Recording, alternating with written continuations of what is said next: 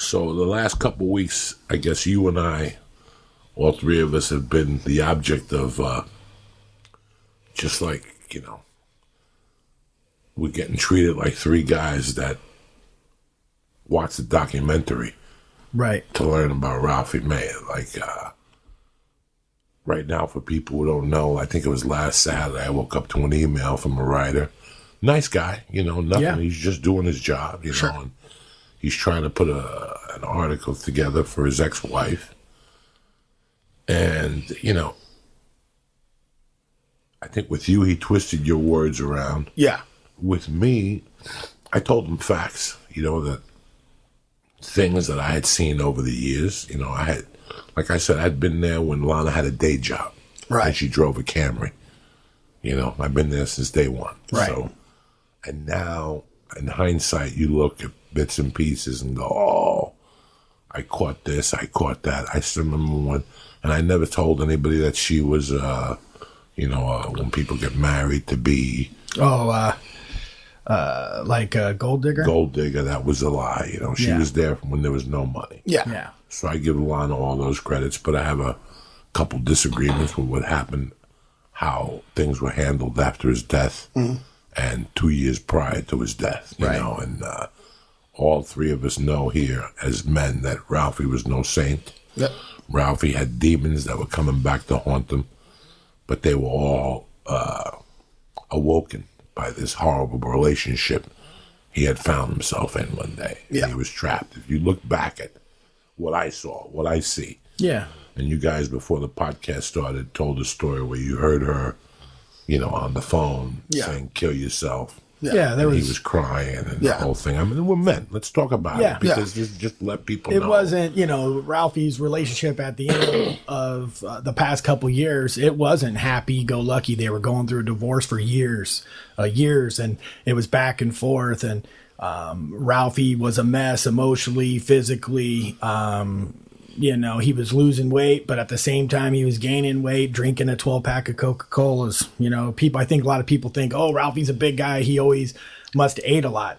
That's not the case. He would just drink Cokes, and he would eat late night, and he wouldn't do anything. And he was lethargic, and that's why he gained weight. And the whole thing with Lana, and, she's out there talking disparaging shit on the three of us, and the whole thing is she's not innocent in this whole situation. She would say horrible things to Ralphie, horrible things to Ralphie, and Ralphie said horrible things to her. Then that's why we tried to separate ourselves on tour during the divorce, because we were caught in the middle and things were getting wild, and Ralphie needed time away from the road, and his management, nobody was backing up Ralphie coming off the road. There's probably a lot of overhead, and he had to go out and get it. Right. Yeah. But, whatever she's saying on these podcasts isn't really, we didn't enable Ralphie to do anything. Ralphie did whatever the fuck he wanted to do on the road. People don't understand that. Yeah. Ralphie was, just, I had 1,000 conversations about him switching his schedule. Yep. I still remember one specific conversation where it was like one of those, it's time for you to do this. Yeah. It's time for me to go out there with you. Maybe help you walk, whatever. Yeah, 100%. All of us. Yeah. Let's do a Gabriel Iglesias type thing. Let's have 4 openers. Yeah. 2 of them to take care of you. And he flatly turned me down. Because he didn't want me to see that other side of the road. But he was doing the same way. I didn't want you to see what I was doing prior to 2007, which was going on the road to do cocaine. I think about if I was doing cocaine now, I'd be on the road every weekend. Sure. Right. Because I'd come home, get it together for 4 days, do the podcast, and Thursday night, I'd fly into a town, and it better be there at midnight. Yeah. So I could sleep it off all day Friday, do the show Saturday, Yep. and it better be there Saturday so I could sleep it off. Yep. And do the one show on Sunday. I mean, I would be there, and I wouldn't come home either.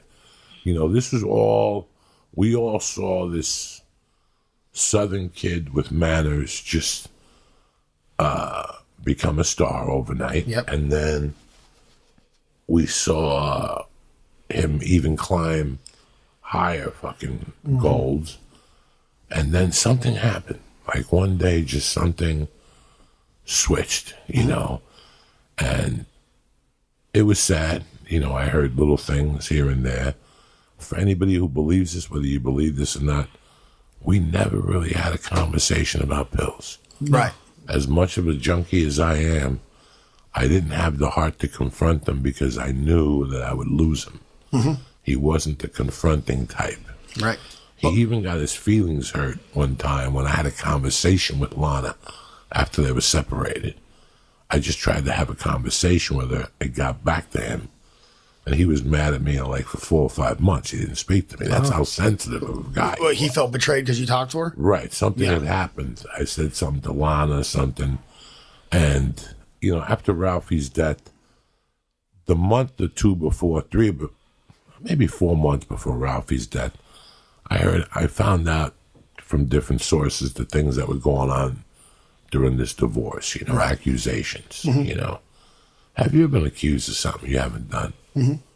Not a nice feeling. No, it's not at all. And listen, I've been accused of things I haven't done, but I was the one that put myself there. Sure. I was a thief, and it's not nice when you get accused of something you haven't done. Right. I'm not getting accused in 1995 of sexual harassment or grabbing some girl's ass. I'm like, if you know anything about me, you know, if she said grab a pussy, then believe her. Ass. I could care less about. I've never been a smacker of an ass or anything like that. Yeah.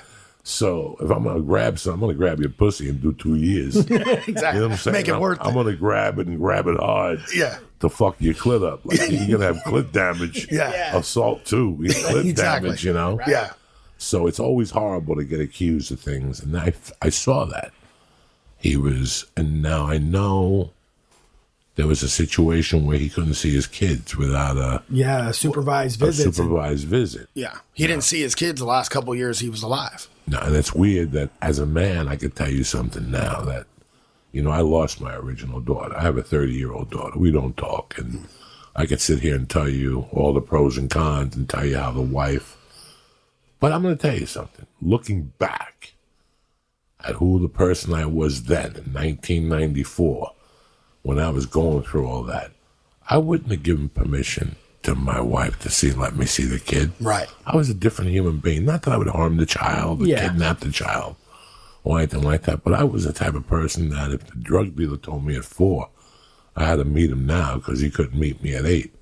And I got my kid. I'm going to meet the drug dealer. Sure. I'm big enough of a man now to tell you these things. Right. I was that crazy back then. Like, I think about myself with my daughter now in the car and who I was back then. It's 2 different stories. Ralphie did have a little bit of a problem. Mm-hmm. Yeah. And I would be a little hesitant about letting kids go in his car also. Yeah. I heard some stories that maybe she fabricated them, but I don't think she did on these. Yeah. She told me some. She was on, you know, as far as some of the things she's saying are pretty accurate, and then a lot is just fabricated to make Ralphie look really, really poor. A lot of people have come to you about this documentary, have come to us, all of us, and we haven't seen it. We're not going to see it. We were on the road during the filming of this. It was never meant to see the light of day. Whatever. First, it was a weight loss thing. Then she changed it to whatever the fuck she called it now. But Ralphie never wanted that on. He didn't even want that chick on the bus filming us. He didn't want it. He told us, get rid of her. And finally, he sent her home from Boston or wherever city we were in. I think we did the Wilbur Theater in Boston. And then he sent her home. And he didn't think that thing would ever come out, you know? And then after he died, all of a sudden now there's this fucking documentary. But Ralph didn't want it. We were preparing for his Netflix special. That's what we were doing. You know, we were reviewing his jokes every night and getting him ready for his Netflix special. That's what it was for. So whatever it is now, you know, she can say whatever she wants, you know. Like I said, my brother and I just choose not to even be involved. You know what I mean? Because Ralphie would be upset with us if we were involved. You know what I mean? And we're going to honor him for the rest of our lives. And he's all we care about. And she can say whatever she wants, but we didn't engage. We didn't give him anything. You know, Ralphie did whatever the fuck he wanted, you know. Yeah, Chad and I had never done pills, so we never had that relationship with Ralphie either. You know, that was something. Yeah, he did that in his privacy of his bus. I'm a pothead. Yeah, like my edibles. Yeah. And before 2007, I did blow. Ralphie didn't do blow. No, and Ralphie wasn't even much of a drinker either. So, you know, it wasn't. I don't like the allegations that we were doing drugs with him prior days to his death. The only drugs I did with Ralphie were edibles, Chiba Chews, reefer. And us too. If you want to throw me under the bus for that, be my fucking guest. Us too. He'd been smoking reefer way before he ever met Lana. Yes. He had been smoking reefer. That was his way of dealing with things or whatever. And when they did the autopsy or whatever, there was no drugs in Ralphie's system. So she can say whatever, go on these podcasts. Ralphie wasn't on drugs. He didn't even smoke weed. A couple weeks before he died. He wasn't even smoking weed because he didn't feel good.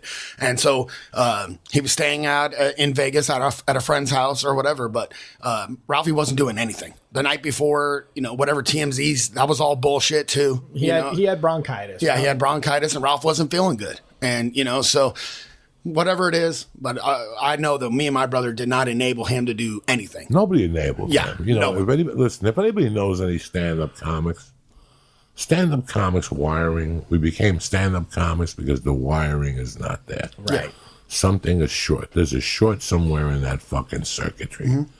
So one of the shorts is that 8 out of 10 comics should have is, I don't know how to say this without sounding rude, but it's no respect for authority. Mm-hmm. That was what got us into comedy. For sure. That it was that boss that broke our balls. Mm-hmm. The day we wanted to be our own boss. We wanted to control our own destiny. So because of that, it's a strength and a weakness that most comedians have. That we're going to do whatever the fuck it is, and we're going to do it, and we're going to do it, Oh, yeah. Sure. And that's just the way life is. Mm-hmm. And then we wait for the consequences. And the last 2 years, we've seen this with comics who have pushed the barriers. Yep. And didn't even know they were pushing the barriers. Some did, some they didn't. And the result has been, whatever you want to call it from society, banishment or a slight punishment, or as I call it, a Louis C.K. timeout. Right. Louis C.K.'s selling out weekends. Right. But there's some people who are at their house going, he's terrible, he took his dick out. Yeah. If he did, it was fucking 15 years ago. Yeah. All right? It was 93, wasn't it? Yeah. Yeah, it was something like that. Who hasn't taken their dick out? Who hasn't taken their dick out? So you're still angry at Louis. Meanwhile, Louis in Des Moines, Iowa, selling out 13 shows, the Funny Bone in a row. Yep. But you people in New York are fucking still pissed at him when he walks into the Comedy Cellar. Yeah. It's such a fucking weird thing. With Ralphie, though, it was like, with this whole newspaper thing, first of all, listen, the film, obviously, whatever, people try to talk to me about the film every other day. Mm-hmm. That's true. I get little Facebook messages that they got it and they feel really bad or whatever. But the most message I get is that it turns into her. Mm-hmm. Like, it turns into her, which is what she's still doing here. I never wanted anything wrong for Lana. I never wanted to wish her any harm. Yeah, I see that. He was my friend, okay? Before anything, he was my friend. I saw how the last 2 years of his life were lived. Mm-hmm. What do you want me to do? Be your friend after I saw all this, the rape allegation. Do you know what a rape allegation is, guys? Do you have any idea what a rape allegation is? I mean, we never had it against us, but we know what it is. Do you have any idea what a rape allegation is? It's bad. Do you have any idea what a rape allegation is? You know how bad kidnapping was? When I got arrested for kidnapping, dog, they were looking at me like I was a fucking Martian. Mm-hmm. And I think right next to kidnapping is the cousin to rape. Yeah. Right. It's like the dirty cousin to rape. Yeah. They treat you like that. Right. So until I lost that kidnapping, I could take a breath. Once they started talking about second-degree burglary and accessory to a felony, but I didn't realize how seriously kidnapping was. Mm-hmm. They take kidnapping fucking serious, and they give you time. Mm-hmm. And, what happens when you get out of prison is whatever. But rape, I know this kid, man. I know this kid 22 years, and guess what? I got locked up. And there was rapists in the thing, and they do have a different smell to them. Mm-hmm. When you're around a rapist, they have a different smell to them. It's funny. There was a comedian who I looked at years ago and said, I could see this guy raping somebody. And I just found out 2 weekends ago that he did try to rape somebody. Nah, fuck. I never judged him. I never told nobody he was a rapey motherfucker. But look, Rapey, Cory. Yeah, I find out now, 2 years later, he did try to rape somebody years ago on a tour, on some fucking tour. And it's not Brad Williams I'm not talking about for you people who think, leave poor Brad alone. Yeah, leave him. We're working with him next weekend. Yeah, leave poor Brad alone. Yeah, leave him alone. Some chick is drunk. He goes, and if you're fucking a midget and you don't know it, shame on you. Yeah. It's like the Dodgers won the trophy now. Go fuck yourself. Yeah. They cheated on you, you dumb white motherfuckers. Yeah. You're looking around. You fell for the old trash can. Astros are throwing fucking strikes at you because you weren't paying attention. It's 2020. Yeah, you don't trust nobody. Yeah. I pet a cat, I look in his eyes. You know what I'm saying? Yeah, I don't look nowhere else, you dumb fuck. Right there. You feed a pigeon, you keep your eye on that evil, dirty, virus-infected fucking corona pigeon. Yeah. Yep. Oh, we love It's the truth. No, it's the fucking truth. Yeah. So, shame on fucking you. But that rape allegation, I can't get over that. I'm done. I know. I'm done. I've been there. Nobody's ever accused me of rape, God forbid. Yeah. But I've been there when somebody's accused me of something I haven't done. Mm-hmm. But I know when he told me about the rape, I saw the pain in his eyes. Oh, it broke his heart. And that's it. For me, that was it. Once he died, I knew I never had to say nothing to her ever again. Mixed in with the child custody, the years-long divorce, going from being on the road tour to getting a residency in Vegas just so he could be in one spot, so he could see his kids. That's why he took the residency at Harrah's, so he could be closer to his kids. He wanted to see them, and he missed them. And we get it. We're not telling you he was the greatest dad. Yeah. We're not telling you that. But what we are saying is he loved them. He loved his kids a lot, and he loved them. His kids with all his heart. With all his heart, and he just wanted to see them. And I understand if she wanted him to have another situation. Which one of you is divorced? We both are now. Which one is the one that had the problem with the custody? I did, Cory, and it was a battle. And how bad do you feel as a human being? And I just got over it, and it happened to me in 1995. What year is it? Yeah, 2020. 25 years of pain. It took me maybe till 2010 to get over the. You walk down the aisle with somebody, you marry him, and all of a sudden you have a child, 2 kids, and all of a sudden one day you decide you don't want to be with that person anymore. Mm-hmm. And there's 2 options. There could be the nice option where, hey, I don't want to be with you either. Let's work through it. And then there's the option of going to war with somebody. Mm-hmm. And unless you've been through it, please don't fucking judge it. Yeah. Because I treat divorced men differently. I know what they've been through. I even ask people, how's your relationship? Oh, yeah, thank God. My ex-wife got a boyfriend. Yeah. I got my girlfriend. We mingle. We keep the kids. Mm-hmm. That's always a great thing. When you have an evil divorce, I don't wish that on anybody. Yeah. That's why I tell people before you get married, think twice, think 3 times. I want you to see her other side. I want you to look at her and what is she capable of fucking doing? Mm-hmm. When you break up with a woman that's got a child, her first defense is you're not going to see your kid. Yep. Yeah. Or you left me for a secretary? Well, you're not going to see your kid. Right. That's their number one defense. And I feel bad. There's some women that not. My percentages may be wrong. My judgment call may be wrong. But for the most part, there's a lot of women that's their first thing to go for. Yeah. And you know what? That's when it becomes a fucking shame.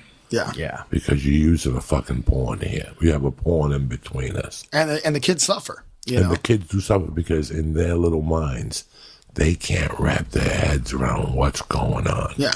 There's no dad's not there. They're not mentally prepared. Yeah. They're not mentally prepared. Yeah. Here was a man that loved those kids, but hated the thought of coming home. Yep. Mm-hmm.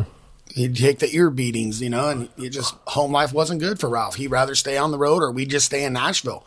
He had a house in Nashville. We would just stay there, and then we'd go back on the road. But he didn't want to come home. When did he file for divorce? So she filed first. The first time, and then reconciled, and then he did serve her.